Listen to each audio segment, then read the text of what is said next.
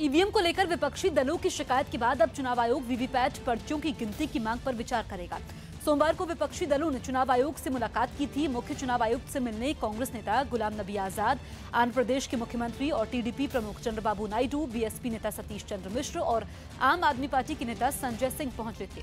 इन सभी ने चुनाव आयोग से इस बार के चुनाव में वीवीपैट का इस्तेमाल बढ़ाने की मांग की। चुनाव आयोग ने भरोसा दिया है कि वो विपक्षी दलों की मांगों पर विचार करेगा। तो हमने मांग की है कि चाहे लोकसभा इलेक्शन हो या विधानसभाओं का इलेक्शन हो, तो इसमें 50% जो वोट है ऑफ 100% वो ईवीएम से में गिनना चाहिए और 50% वोट गिनना चाहिए जो पेपर ट्रायल है, उस पेपर ट्रायल को गिनना चाहिए, उसको डिस्ट्रॉय नहीं करना चाहिए। एमपी के शिवपुरी में टोल मांगने पर बदमाशों ने कर्मचारियों को पीट दिया। मध्य प्रदेश के शिवपुरी में टोल प्लाजा पर टोल कर्मियों के साथ हुई मारपीट का वीडियो सामने आया। दिल्ली ट्रैफिक पुलिस ने हादसे में घायल रांची की 9 महीने की एक बच्ची को बचाने के लिए इंदिरा गांधी हवाई अड्डे से गंगाराम हॉस्पिटल तक ग्रीन कॉरिडोर बनाया। जयपुर में जानवरों और इंसानी हड्डियों के डॉक्टरों ने मिलकर एक चीता की टूटी हुई हड्डियों को जोड़ने के लिए बड़ा ऑपरेशन किया। यूपी के मुरादाबाद में महात्मा गांधी की शहादत दिवस पर गांधी जी के पुतले पर नकली पिस्तौल से गोलियां चलाए जाने के खिलाफ कांग्रेस ने प्रदर्शन किया। राजस्थान की कोटा में बदमाशों ने दिन दहाड़े गोली मारकर एक पुलिसकर्मी की हत्या कर दी और 2 पुलिस वालों को घायल कर दिया। यूपी के बैरिया से बीजेपी विधायक सुरेंद्र सिंह ने विवादित बयान देते हुए ममता बनर्जी की तुलना सुरसा से की।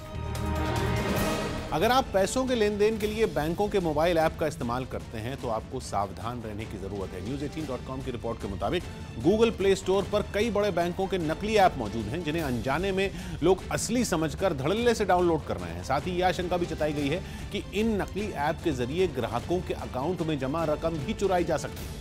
चौंकाने वाली ये जानकारी IT security firm Sophos labs ने अपनी ताजा रिपोर्ट में दी है, जिसमें बताया गया है कि बैंकों के नकली ऐप के नाम और लोगो बहुत हद तक असली ऐप जैसे होते हैं, जिनकी वजह से लोग धोखा खा जाते हैं। और जैसे ही वो नकली ऐप डाउनलोड कर अपने अकाउंट की जानकारी अपडेट करते हैं, वैसे ही उनके अकाउंट की सारी डिटेल चोरी हो जाती है। रिपोर्ट में दावा किया गया कि state bank of India, ICICI bank, axis bank और सिटी बैंक समेत 7 बड़े बैंकों के नकली ऐप से हजारों ग्राहकों के डेटा चुराया जा चुका है। नकली ऐप की शिकायत मिलने के बाद साइबर फ्रॉड पर नजर रखने वाली सरकारी एजेंसी सीईआरटी ने मामले की जांच शुरू कर दी।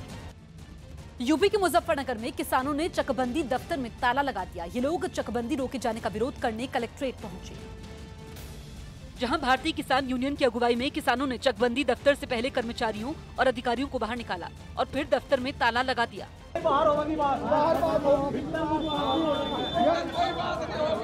इस बीच किसानों ने वहां नारेबाजी भी की।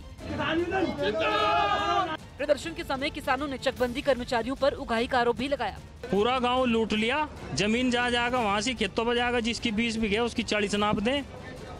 अब बिल्कुल बर्दाश्त बाहर होगी, तब तक ताला नहीं खुलेगा जब तक समस्या का समाधान नहीं होगा। साथ ही किसानों ने धमकी दी कि चकबंदी प्रक्रिया को फिर शुरू नहीं किया गया तो आर पार की लड़ाई लड़ी जाएगी। पाकिस्तान के सांसद परवेज राशिद का दावा है कि कश्मीर पर भारत के पूर्व पीएम अटल बिहारी वाजपेयी और नवाज शरीफ की वार्ता को विफल करने के लिए परवेज मुशर्रफ ने कारगिल युद्ध छेड़ा था। पाकिस्तानी सांसद परवेज राशिद के मुताबिक वाजपेयी और नवाज शरीफ कश्मीर समस्या का हल निकालना चाहते थे, लेकिन इस बीच मुशर्रफ ने कारगिल युद्ध को छेड़ दिया। परवेज राशिद के इस बयान के बाद एक बार फिर से साबित हो गया है कि पाकिस्तान ने अपनी अंदरूनी राजनीति की वजह से भारत के खिलाफ युद्ध छेड़ा था। नवाज शरीफ के खास रहे परवेज राशिद ने मांग की है कि दुबई में रह रहे नवाज शरीफ को पाकिस्तान लाकर उन्हें सजा दी जानी चाहिए। गुजरात के सूरत में एक बच्चा स्कूल वैन से उतरते वक्त हादसे का शिकार हो गया। स्कूल वैन के ड्राइवर ने बच्चे के उतरने के दौरान ही गाड़ी आगे बढ़ा दी, जिसकी वजह से बच्चा उछलकर नीचे गिर गया और गाड़ी उसके पैरों के ऊपर से निकल गई। इससे पहले ये स्कूल वैन एक बच्चे को उतारने के लिए उसके घर के पास पहुंची। जहां बच्चे को उतारना था वहां आकर गाड़ी रुकी भी। कुछ देर गाड़ी रुकी रही। इस दौरान बच्चा उतरते हुए नहीं दिखा, लेकिन स्कूल वैन के ड्राइवर ने गाड़ी आगे बढ़ा दी और कुछ ही दूर आगे जाने के बाद वो बच्चा उछलकर नीचे गिर गया और गाड़ी उसके पैरों पर चढ़ गई। हद तो तब हो गई जब फंसने के डर से स्कूल वैन का ड्राइवर बच्चे को उठाने के लिए रुका तक नहीं। इलाके के लोग वहां दौड़कर आए और बच्चे को उठाया। इस हादसे में बच्चे को काफी गंभीर चोटें आई। इस घटना पर उसके घर वालों में गुस्सा दिखा और उन्होंने आरोपी ड्राइवर के खिलाफ कार्रवाई की मांग की। उत्तर प्रदेश के फिरोजाबाद में एक लड़की ने अपने भाई के साथ पड़ोसी के घर में घुसकर मारपीट की। बताया गया कि दोनों पक्षों के बीच मामूली बात को लेकर कहासुनी हुई, जिससे गुस्साई लड़की एक महिला के साथ दूसरे पक्ष के मकान के सामने पहुंची। लड़की ने घर के अंदर मौजूद एक आदमी को पकड़ लिया और उसे बाहर खींचते हुए उसके साथ हाथापाई करने लगी। इसी बीच लड़की का भाई भी वहां पहुंच गया और दोनों ने मिलकर दूसरे पक्ष के आदमी की जमकर पिटाई की। घटना का एक सीसीटीवी वीडियो भी सामने आया, जिसमें एक लड़की अपने भाई के साथ एक आदमी को पीटती दिखी। इस बीच एक दूसरा लड़का भी वहां पहुंचा और बीच बचाव करवाते हुए लड़की के भाई को हटाने लगा, लेकिन लड़की का गुस्सा इसके बाद भी ठंडा नहीं हुआ और वो मकान के बाहर खड़े स्कूटर को गिराकर उसे डंडे से तोड़ने लगी।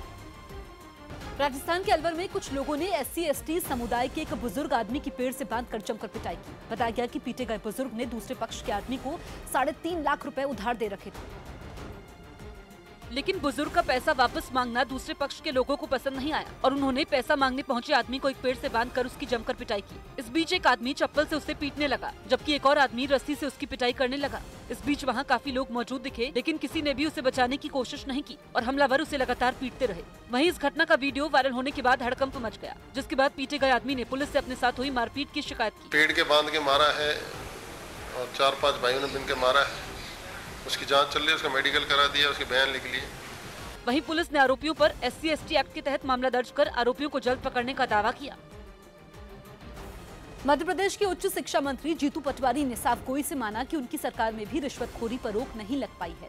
एक कार्यक्रम में बोलते हुए जीतू पटवारी ने पुलिस विभाग में फैले भ्रष्टाचार पर सवाल उठाए और वहां मौजूद सीनियर पुलिस अधिकारियों के सामने पुलिस वालों की घूस लेने की बात कही। सड़क सुरक्षा सप्ताह के मौके पर बोलते हुए पटवारी ने आबकारी विभाग की नीतियों पर सवाल उठाए और उनमें बदलाव की जरूरत बताई। नियमों को पालना में जो रिश्वतखोरी होती है, जो भ्रष्टाचार होता है, वो भी एक बहुत महत्वपूर्ण हिस्सा है।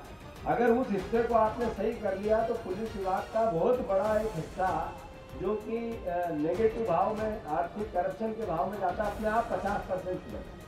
तो मेरा आपसे अनुरोध है कि इसमें ऑटोमेटिक सिग्नल, सड़क के जो चालान की प्रक्रिया है वो भी ऑटोमेटिक कैसे बने, और उस पर हम जब तक ध्यान नहीं देंगे तो डर एक अंदर से कि मैं अब मेरी गाड़ी निकालता हूँ, कभी गलती करता हूँ तो मुझे पता चलता है कि कैमरे में आ रहा हूँ, घर पे आ जाएगा चाहे, ये एक बात भावना बनी। इसको और कैसे डेवलप करें, और इसमें कोई होता है वो शासन के जेब में भी पैसा आता है। भारतीय बैंकों का 9,000 करोड़ से ज्यादा रुपए लेकर फरार शराब कारोबारी विजय माल्या को लंदन से वापस लाने के मामले में भारत को बड़ी कामयाबी मिली है। ब्रिटेन की सरकार ने विजय माल्या के प्रत्यर्पण को मंजूरी दे दी है। विजय माल्या ने भारत को प्रत्यर्पण किए जाने को कोर्ट में चुनौती दी थी, लेकिन वहां भी उसे मुंह की खानी पड़ी। कोर्ट के फैसले के बाद अब ब्रिटेन की सरकार ने माल्या को भारत भेजने पर अपनी मोहर लगाई है। हालांकि प्रत्यर्पण को मंजूरी मिलने के बाद भी माल्या को कोर्ट में अपील करने के लिए 14 दिन का समय मिला है। सूत्रों के मुताबिक भारत ने ब्रिटेन सरकार के फैसले पर खुशी जताते हुए कहा कि जल्द ही कानूनी प्रक्रिया पूरी कर भगौड़े माल्या को भारत लाया जाएगा।